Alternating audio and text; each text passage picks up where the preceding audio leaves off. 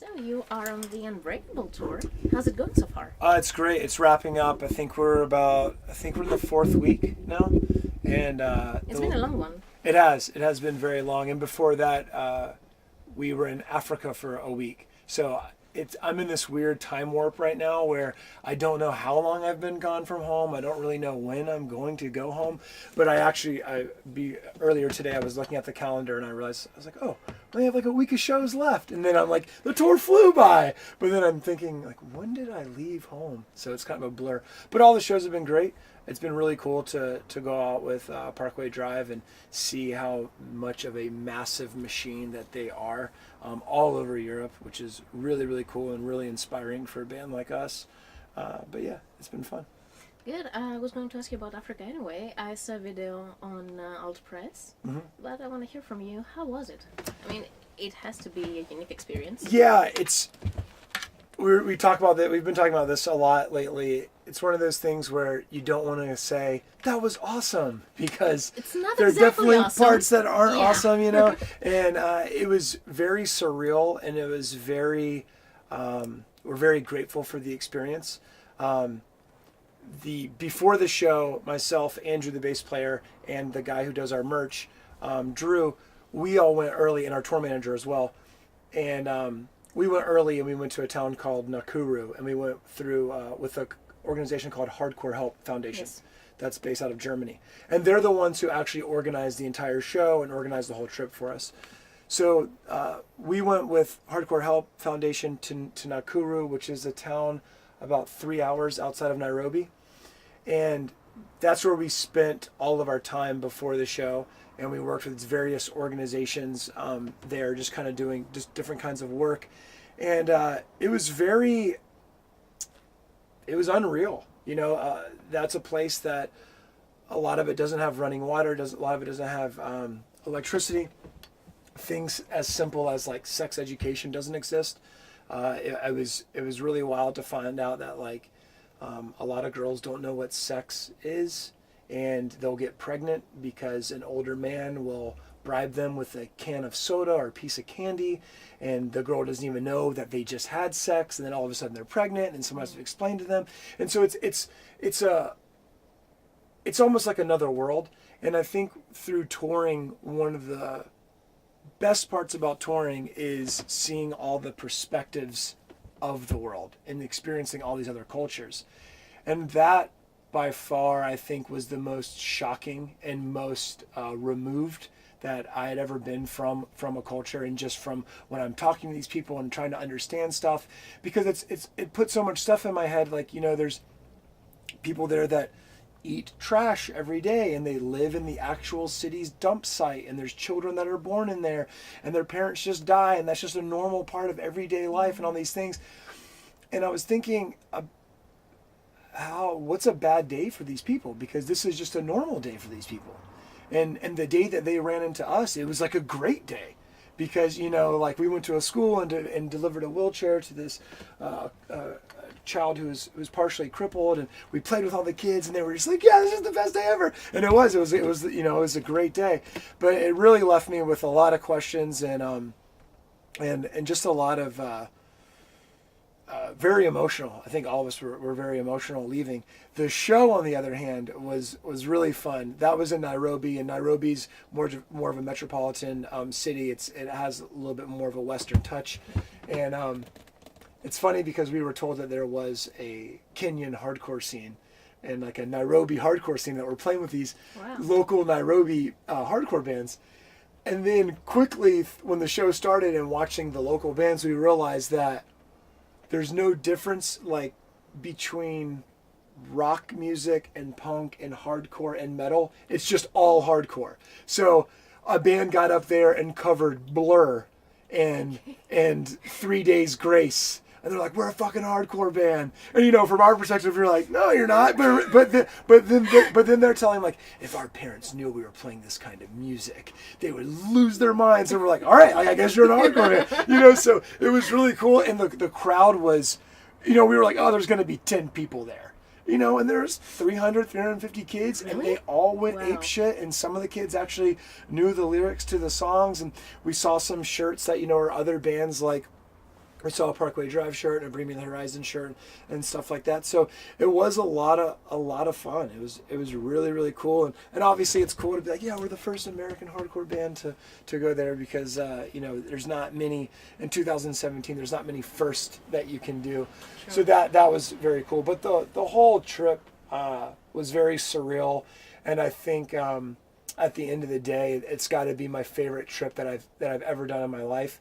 Whereas maybe it wasn't the most fun and exciting and adventurous trip, it was definitely the trip that had the most impact on me personally. So we're very grateful for being able to do that trip. How did you feel when the kids started singing the lyrics? It's weird because, so right before we played, the band that was supposed to play before us, they got stuck in traffic.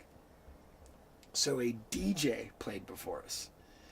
And he would play hit rock songs like Nirvana, Smells Like Teen Spirit. But there was a guy there that would scream all the words to the mic. And I remember watching the Nirvana Teen Spirit, and a pit broke out. Like, the mosh pit was so wild that I was like nervous. I'm like, man, we got to follow this up. Like, this is going to be hard to follow up. And then instantly when we started playing, kids just started like trying to stage dive and jump and get on stage and bang their heads and all this shit. So it was one of those things where I'm thinking, this is fucking insane. And then also I feel right at home, because this is like a show that we would play in any small club in the world, and so it was this cool mix of being completely familiar and then being completely shocked that this is the reaction that we're getting. So whenever people, when it first started, there was like a group of girls on my side of the stage, and they started going, we still believe, and that shocked me. Because I was thinking, oh, you actually are aware of at least one song. And I was like, damn, that's cool that our music has made it all the way to Eastern Africa. That's precious. Yeah, it's very cool. So you released Better Ash Than Dust in September. Mm-hmm. Should we expect an LP anytime soon? Yeah, next year. Actually, right after this tour, we get home, and then we have a week off, and then we go into the studio.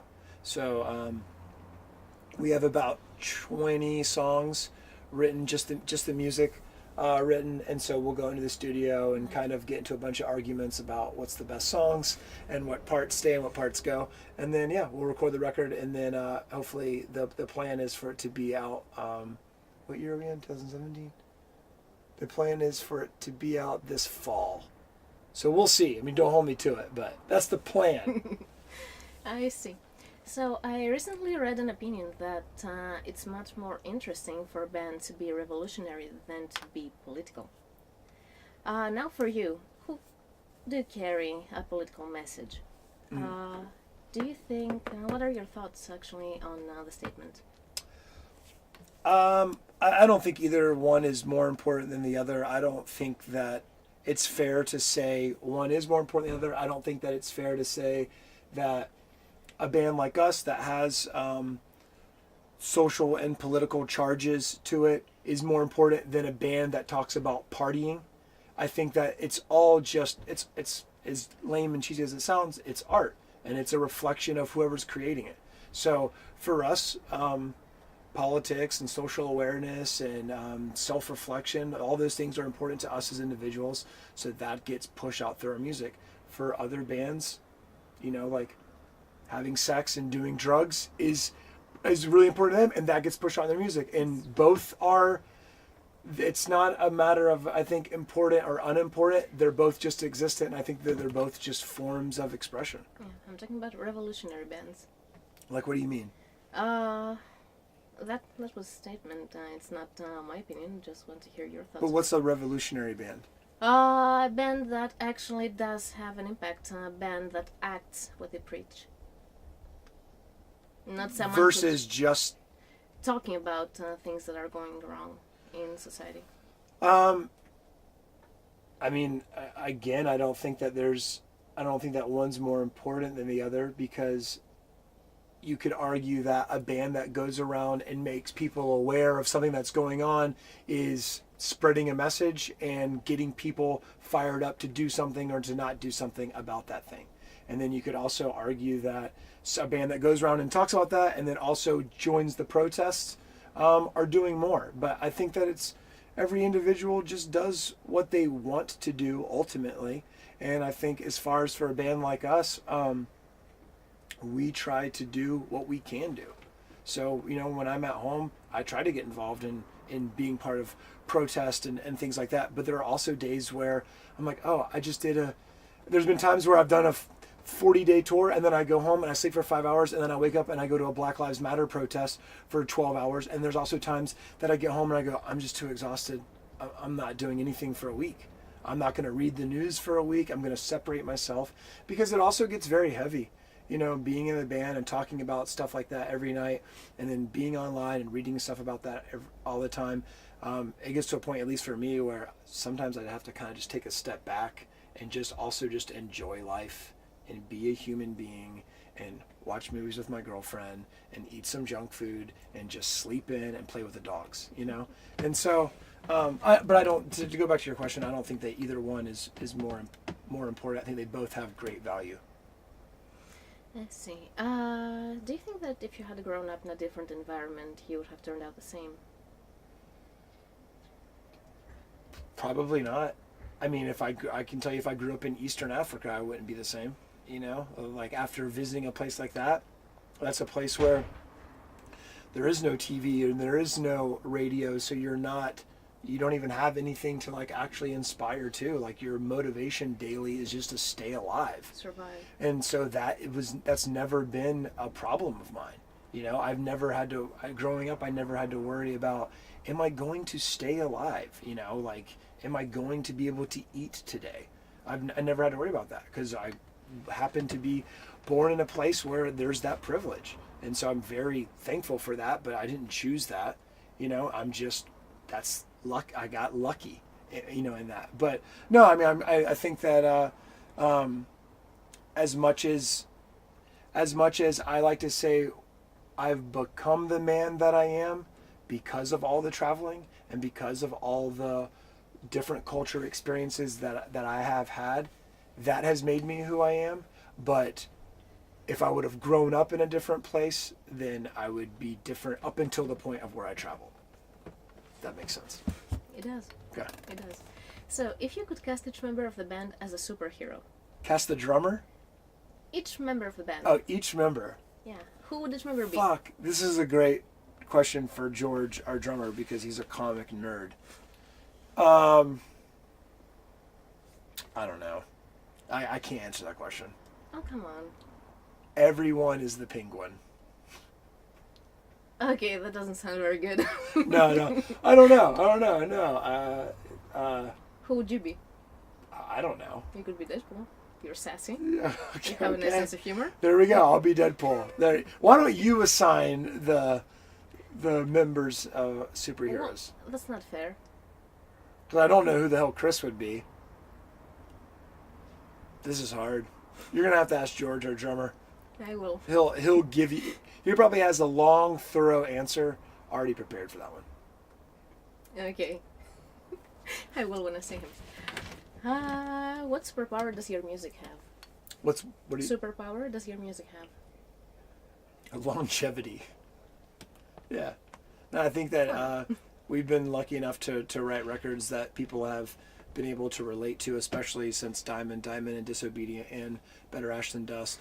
And we're very thankful that people continue to listen to those records and that they're excited for more music. So yeah, I'll go with longevity. I'm actually very glad that I got to talk to you, because I have one question and I think you're the only person who can give me an interesting answer. Oh God. What's the worst trouble you've ever got into? The worst trouble? Yeah. Personally? While you were touring, or... Give me a good story. I mean, I got kidnapped in Cairo one time. I want to hear that. Okay. I want to hear that. It's a really long story, so I'm going to try to give you a shortened version. We finished a tour over here in Europe, and it was a point in my life where I was single, and so when I would go on tour, after the tour, I would just go do a trip. And I actually, you're familiar with the band Bane? Yeah, I know the story. I know Zach's version of the Oh, story. okay. All right, so Zach from Bane and I decided we're going to go to Cairo, Egypt. This is post-revolution. In Cairo, terrible time to actually go there.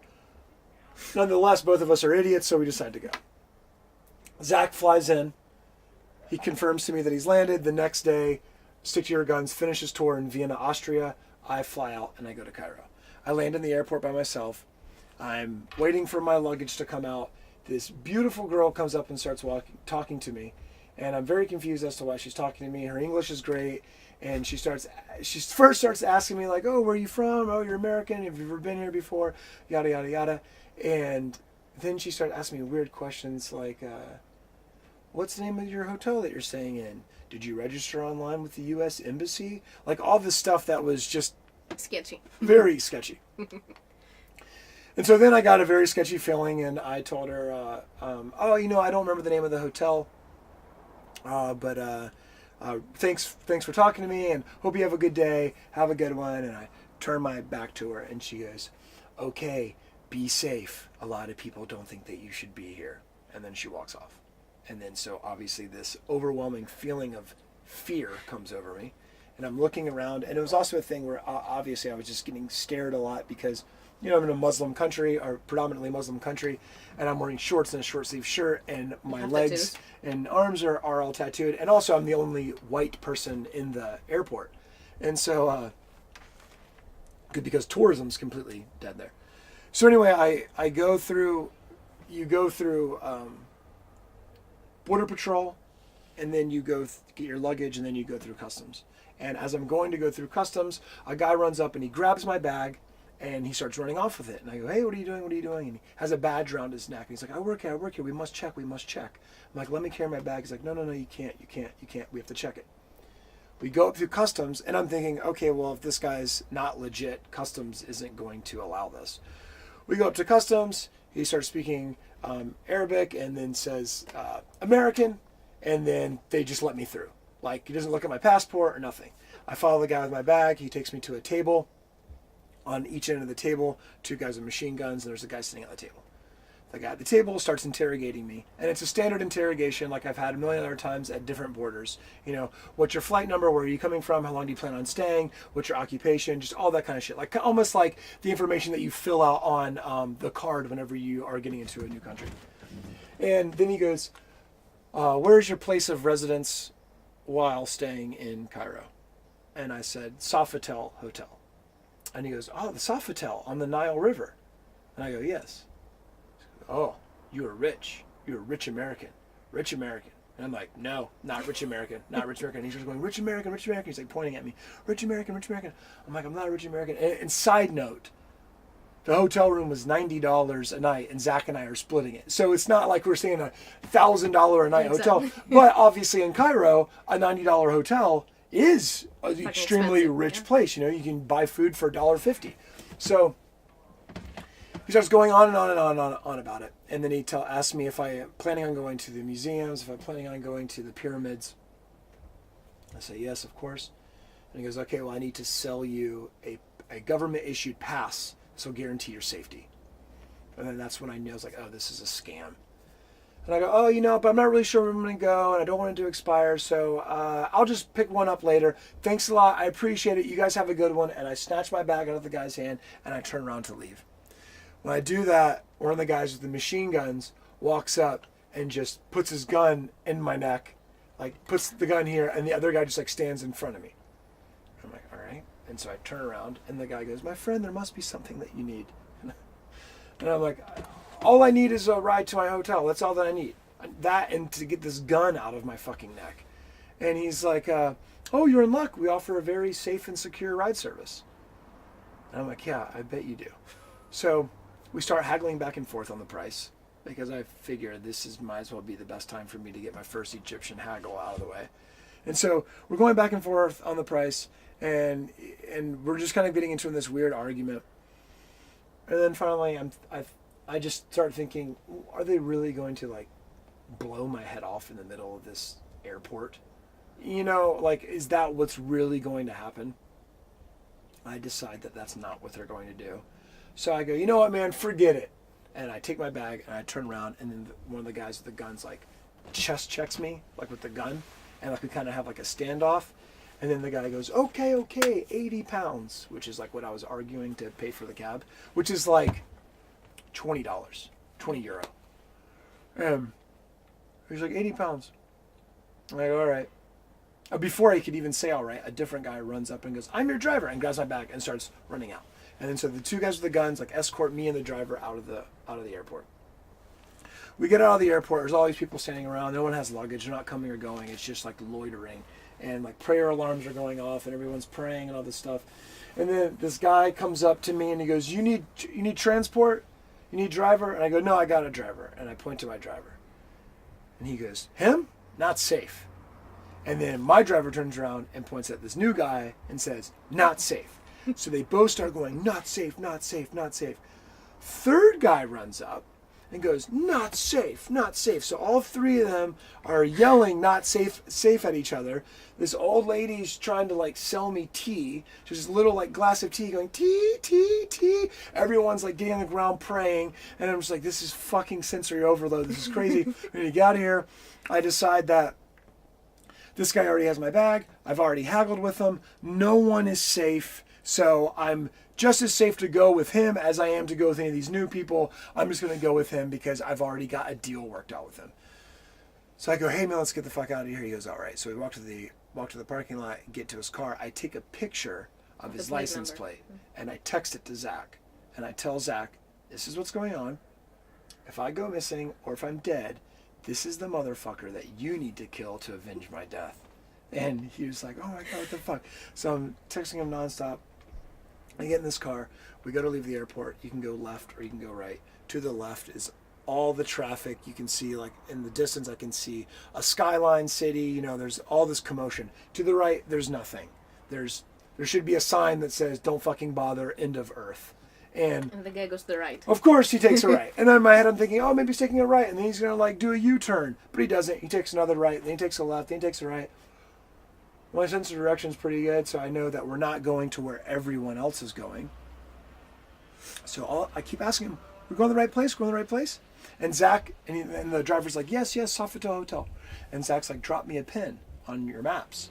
So I keep trying to upload my map, but it won't upload. It just keeps saying, cannot determine location. I'm like, fuck. All of a sudden, we pull up to a gate. It's just like a box that a guy stands in and just a gate that goes like this, like an arm. And we pull up to it, and the driver and the gatekeeper get into an argument where they're screaming at each other. And the driver pulls out his phone, and he makes a call, and he hands it to the gatekeeper. The gatekeeper takes the phone, shuts it, puts it in his pocket. The driver gets out of the car, and they're like squaring off like an inch away from each other, screaming, and the only word I can understand is American. And I'm like, oh my God, I don't know what's going to happen. So at that point, I decide like, I'm going to just make a run for it. So I grab my bag and I look out. I'm like, where am I going to run to? I look back to the right. There's a building probably about the size of the venue tonight, and it's just on fire. No one's tending to it. It's just burning. Then right next to me is nearly the same size of the building, a pile of trash. And then I swear to God, up to the left, there's a donkey laying on its side. And the donkey and I made eye contact, and the donkey like told me through ESP or something, don't fucking bother, man, I'm dead. Like, I'm about to die. Like, the donkey was on its last leg. So, hello. Hi. Thanks. This is Thomas. He's our driver. He makes sure that we don't die every night. Sorry. No, go ahead.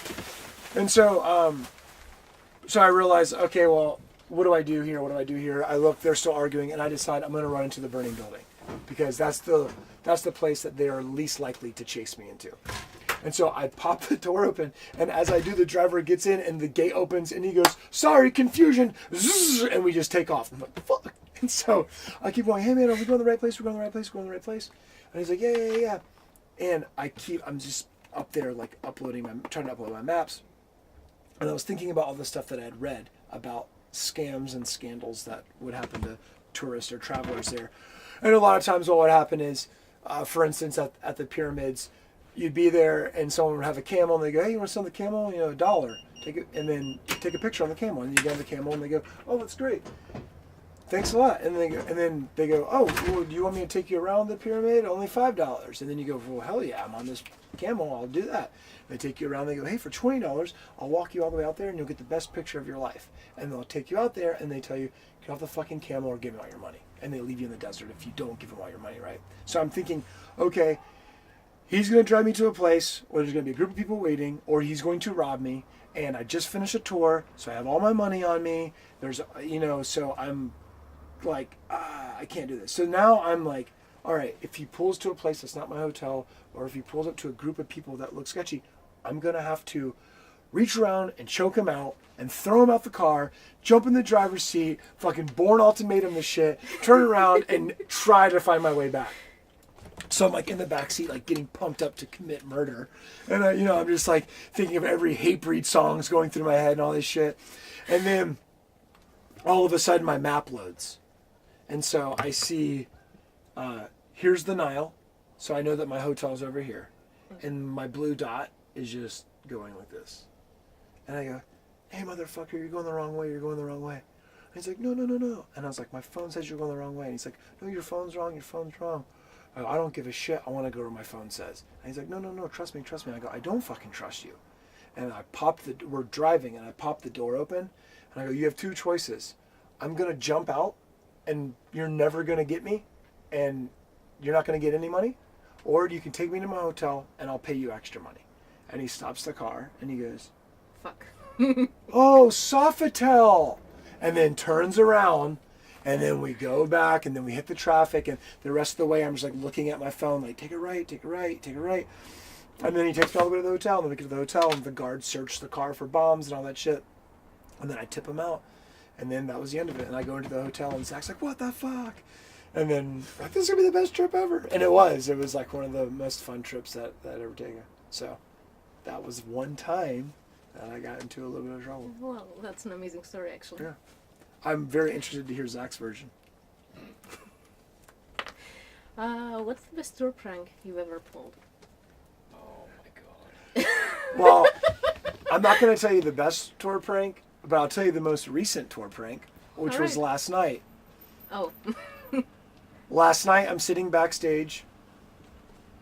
The tour manager for Parkway Drive, he comes in. So the way the room was set up last night is our backstage room, showers, Parkway's backstage room.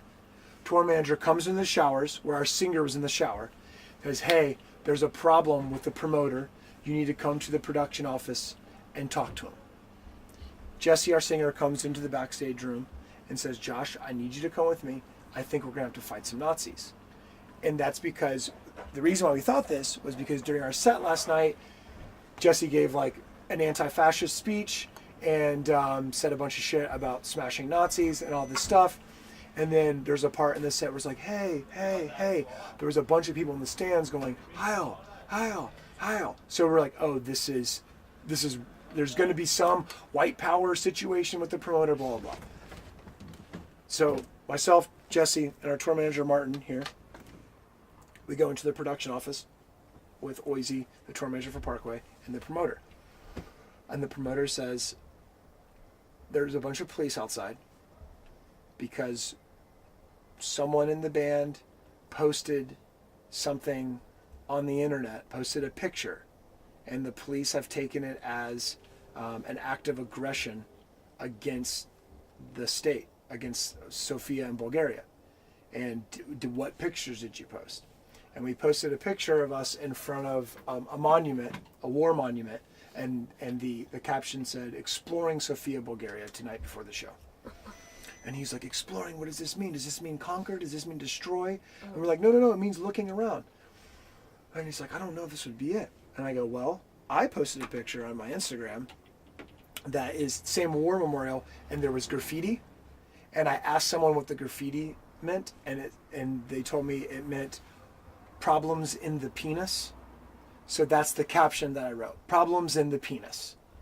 And he goes, oh my God, this is it. He's like, that doesn't mean that you have a problem with your penis. That means like there's a problem with the system. and like fuck the system and like the government is dicks and like all this shit. And so we're like, all right, so now what? And he's like, I'm gonna talk to the police. We'll let you know. So I go back to the backstage room. Tour manager for Parkway Drive comes in and says, okay, here's the deal. The police need one of you to come down to the station. You have to make some kind of statement, and I'm sure what's going to happen is you're just going to get a shakedown and you're going to have to pay him. And I go, I'll go. And he's like, all right. So I go. Walk down the hall, go into the production office. And then he goes, this is all just a prank. Help me finish it. And I go, abso-fucking-lutely. Right? So everyone in Stick to Your Guns now thinks that I've gone to go to jail. We go outside, we find some cops, we take a picture of me talking to the police, but I'm just having a normal conversation. Our tour manager sends it to the group text message chat, so everyone in the band gets the picture of me talking to the police. Then the tour manager for Parkway comes back in, tells them they need his bag because they want to go through his computer. They think that he did the graffiti. They think that he's like an American terrorist, blah, blah, blah, all this shit. Essentially what ended up happening last night is I sat in a room for about 2.5 hours pretending to be in jail while everyone in my band was going crazy. Thinks that I'm in jail. And the tour manager for Parkway Drive said that he was with me and he was texting back and forth and saying that I was going to have to stay the night in jail and that he was going to stay at a hotel and that we were going to fly to Thessaloniki tomorrow, but don't worry, he's going to bail me out, blah, blah, blah, blah, blah, blah, blah, blah, all this shit. And Stick to Your Guns has 2 rules. The number 1 rule is never skip a beat, okay? The number 2 rule is always leave a man behind. There was never a better time for me to tell Parkway Drive's tour manager those 2 rules and say, tell them that I said this. So when he did tell them that, Chris, our other guitar player, almost started crying because he was so touched that I was like, tell them never skip a beat and always leave a man behind. So they're apparently all freaking out. Apparently also, so everything that I told you is all a prank. The promoter's in on this. The promoter goes into the backstage room and shakes his fist at the band and goes, see what you've done? See what you've done? And our singer almost beats up the promoter. And so it's all this shit going on. Martin, our tour manager, knows that it's a prank. So he's stopping everyone in the band from trying to call the U.S. Embassy, like all of this shit, right? So we wait till bus call, and Martin lets myself and the tour manager for Parkway know that everyone's in the bus. And so I've taken a shower, I'm eating falafel, like I'm just hanging out with the Parkway guys. Everyone else on the tour knows it's a joke. So then I text him and I go, I'm fucking out. I'm out. I don't know what Oisey, the tour manager, did, but we're good. We owe Parkway Drive $2,000, but we're good. Like, I'm coming home. Like, don't leave. And everyone's like, fuck yes, yes, fuck yeah. Can't wait to hear the story. So I come on the RV, and it's so funny because George, our drummer, goes, oh, okay, before you tell the story, I got to video it. So he videotapes this entire lie that it's Oisey and myself, and we're pretending that we just got back from the jail. And we make up this whole thing about, like my toenails are painted pink. Okay. And so there's this whole thing about how I took a shower and then the cops started calling me a fag because of my toenails and all this shit. And then how they put me in a cell and the other guy that was in the cell started like eating his hand. He was like chewing on his fingers and all this shit. And how Oisey got into an argument with the cops and then finally he negotiated a price and we owe them $2,000 and blah, blah, blah. And it goes on and on. And then I ended it with, but I had to sign. I had to plead guilty to vandalism, and I had to plead guilty to an act of aggression against the country. I'm banned from Bulgaria, and we can never play here again because this was the sickest prank ever. And they all, like, their heads exploded, and everyone started screaming and yelling, and like Oisey and I were just like, I can't believe we pulled it off. And Martin's like, fuck yeah, like, you know, it's all great. So that's the most recent prank that happened. Also, they all contacted my girlfriend telling her like, don't worry, we're gonna get him out of jail, blah blah blah, all that shit. So then I had to like text her, like, you have to play along with this. And so she's like, oh my god, please let me know how it goes. You know, I don't know what's going on, all this shit. So it was good. It was a good prank. That's the prank of this tour. There have been many pranks prank. throughout the years, but so I don't know if that's the best, but that's the most recent. What is an album you can listen to without skipping a song? Oh, there's tons. I can't think of any right now. I mean, Stick to Your Guns, Diamond, Disobedient. No. Lagwagon Trashed. I don't skip any songs. Propaganda, How to Clean Everything. No Effects, Punk and Drublick. Lord Huron. Stranger Trails is the name of the record. I don't skip anything. What else? Any Explosions in the Sky record. The Essentials of Chet Baker. It's like a jazz guy. I don't know, there's a bunch of records. 2 more questions. A song has to be like I have to hate it to skip it. Rancid, Out Come the Wolves. Never skipped a song on that. Fuck, marry, kill in the band. Go. Fuck, marry, kill in the band. Fuck Jesse, because I would probably have the best sex with him out of everyone.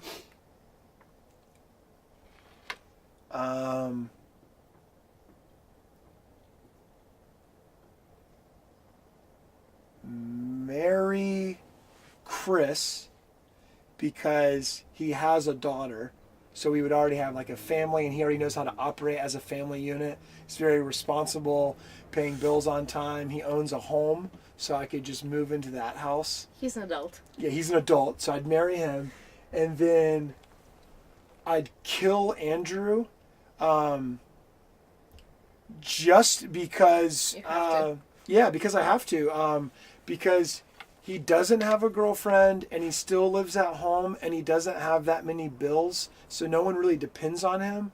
If I kill George, George has a wife, so then I'd leave a widow. If I kill Andrew, then only his parents are going to mourn his death, but his parents have a couple other kids. He has siblings, so that's the guy. Yeah, that's it. Fuck Jesse, marry Chris, kill Andrew. What do you want the band's legacy to be? I'm not concerned with that at all. I never thought about that ever. It's a day-to-day thing. I want to go into this show and play 10 songs and have a good time, whether or not the crowd does or doesn't.